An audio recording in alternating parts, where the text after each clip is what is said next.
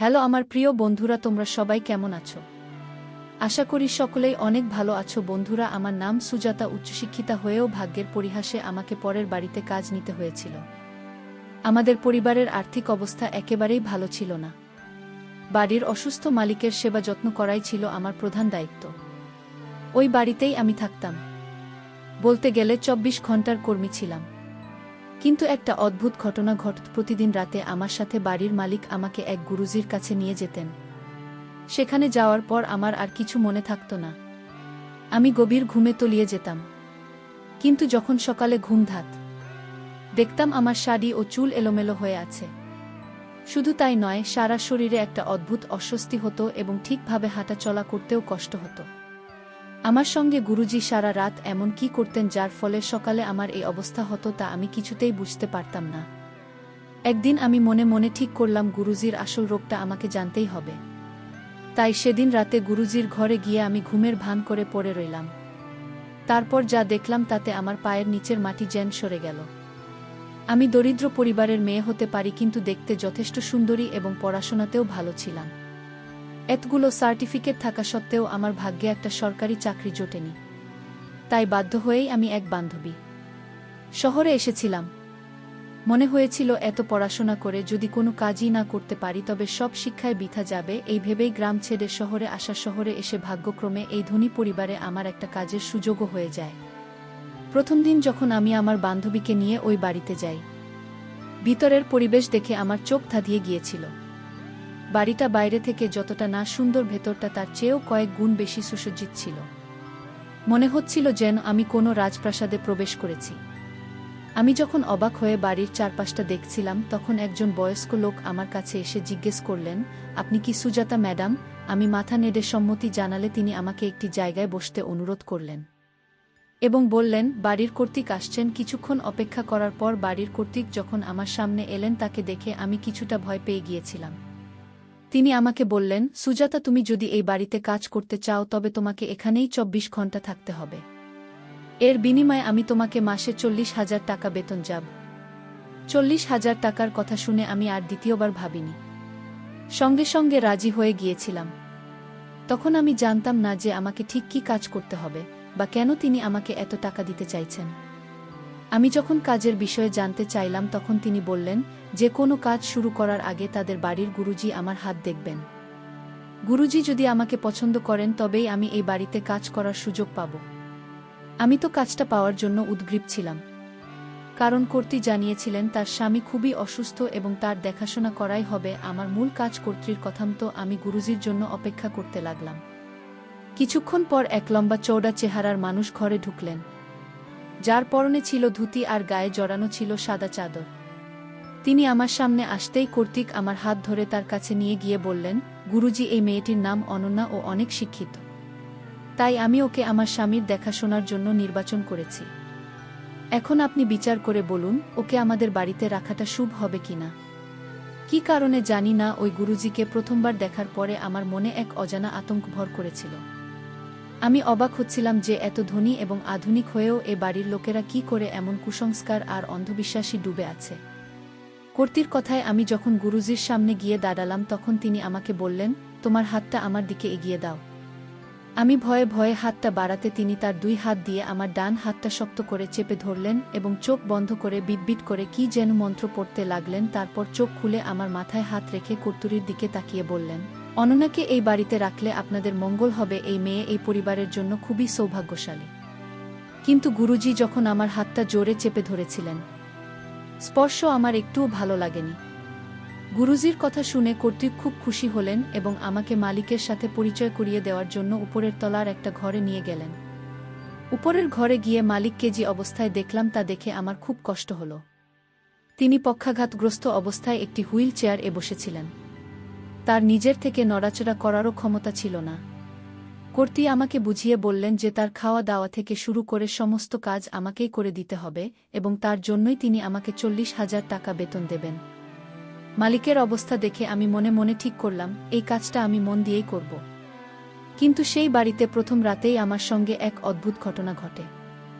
আমি যখন কর্ত্রীর কাছে মালিকের এই অবস্থার কারণ জানতে চেয়েছিলাম, তিনি বলেছিলেন যে 7 মাস আগে তাদের 27 বছরের যুবক ছিলেন এক দুর্ঘটনায় মারা যায়। সেই শোক সহ্য করতে পেরেই তার স্বামী পক্ষাঘাতগ্রস্ত হয়ে পড়েন।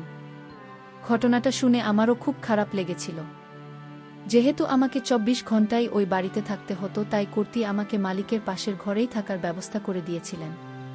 কিন্তু সেদিন মাঝ রাতে যখন আমি ঘুমোচ্ছিলাম, আমার মনে হলো কেউ যেন আমার শরীরে বাজেভাবে হাত দিচ্ছে।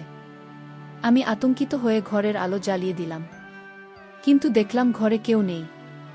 আমি ভয় পেয়ে ঘর থেকে বেরোতেই প্রায় ছুটতে থাকা গুরুজির সময় আমার ধাক্কা লাগলো।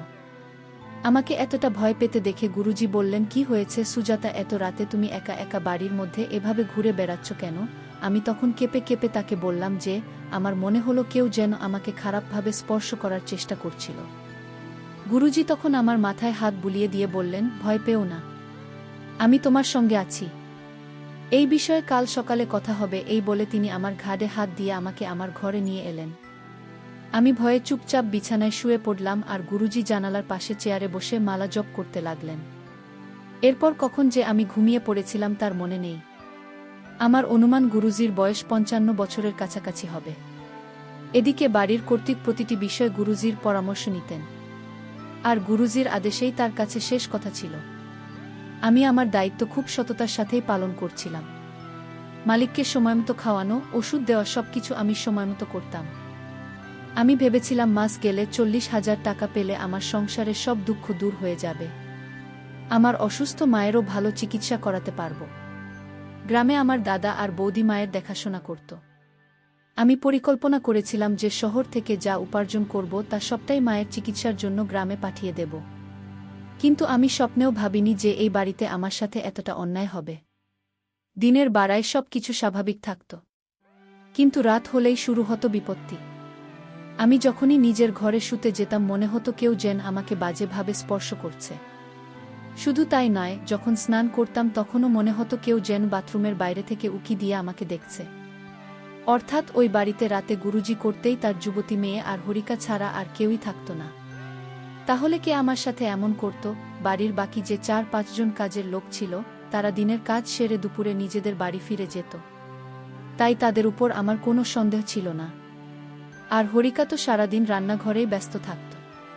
তাহলে কে আমার দিকে এমন খারাপ নজরে দেখত? আমি কল্পনাও করতে পারিনি যে যাকে আমি সবচেয়ে বেশি বিশ্বাসযোগ্য ভাবার চেষ্টা করছিলাম, সেই লোকটাই আমার সর্বনাশ করতে চাইছে। প্রথম রাতের ওই ঘটনার পর থেকে গুরুজি আমার প্রতি খুব সহানুভূতি দেখাতেন, কিন্তু আমি কখনোই তার উপর পুরোপুরি বিশ্বাস করতে পারতাম না। আমার কর্ত্রী তার ছেলের মৃত্যুর শোকে প্রায় মানসিক ভারসাম্য হারিয়ে ফেলেছিলেন, তাই গুরুজি তাকে যা বলতেন তিনি তাই বিশ্বাস করতেন। এক কথায় করতেছিলেন গুরুজির অন্ধত্ব। কিন্তু আমার রাতে মনে হতো যে কেউ যেন আমার উপর নজর রাখছে, তাই আমি রাতে ঘুমানোর সময় ভয়ে ঘরের দরজা জানানো সব বন্ধ করে গায়ে চাদর জড়িয়ে শুয়ে থাকতাম। কিন্তু সকালে উঠে দেখতাম আমার চুল আর পোশাক এলোমেলো হয়ে আছে, পেটের ভেতরেও একটা ব্যথা অনুভব করতাম। আমি কিছুতেই বুঝতে পারতাম না। রাতে তো আমি সম্পূর্ণ সুস্থ অবস্থায় ঘুমোতাম, কিন্তু সকালে যেন আমার শরীর এত দুর্বল লাগত। অবশেষে আমি বাধ্য হয়ে এই কথাটা করতে কি জানাই, তিনি তখন গুরুজিকে সব খুলে বলেন। গুরুজি তখন আমাকে আর কর্তৃককে বললেন যে কর্ত্রীর মৃত ছেলের আত্মা নাকি আমাকে পছন্দ করেছে, এবং সেই আত্মা প্রতি রাতে আমার সাথে তার ইচ্ছা চরিতার্থ করে। সেই কারণেই নাকি আমার পোশাক আর চুল এলোমেলো হয়ে থাকে।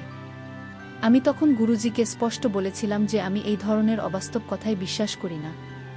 তখন গুরুজি কর্তৃকে বললেন যে তার ছেলের আত্মার শান্তির জন্য আমাকে একটা গুরুজির সাথে একটি বিশেষ পূজা করতে হবে, এবং সেই পূজার সমস্ত নিয়মকানুন আমাকে পালন করতে হবে। গুরুজির কথা শুনে আমি রেগে গিয়ে কর্তৃকে বললাম, ম্যাডাম, আমি এসব করার জন্য এই বাড়িতে আসিনি।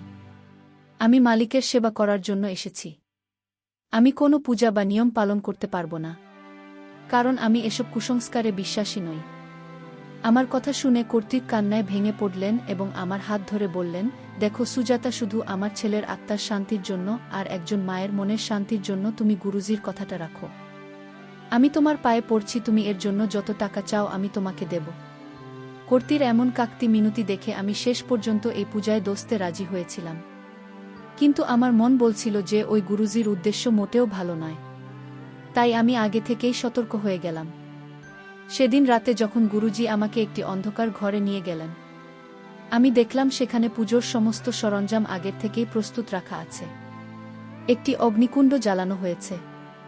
গুরুজি আমাকে অগ্নিকুণ্ডের সামনে বসিয়ে পূজা শুরু করলেন।